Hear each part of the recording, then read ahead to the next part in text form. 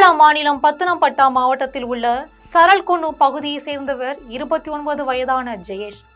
இவருடைய மனைவி பெயர் ரஷ்மி.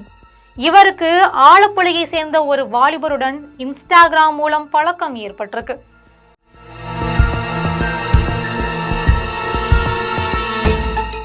இந்த நிலையில ரஷ்மி அந்த வாலிபரை நாம் உல்லாசமாக இருக்கலாம் என கூறி வீட்டிற்கு அழைச்சிருக்காங்க. அதையும் நம்பி கடந்த 1ஆம் தேதி ரஷ்மியின் வீட்டிற்கு வந்திருக்காரு அந்த அப்பாவி வாலிபர்.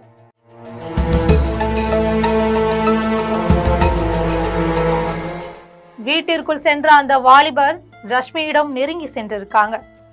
அப்போது அங்கு மறைந்திருந்த ரஷ்மியின் கணவர் ஜெயேஷ் அதை தனது செல்போனில் படம் எடுத்திருக்காரு.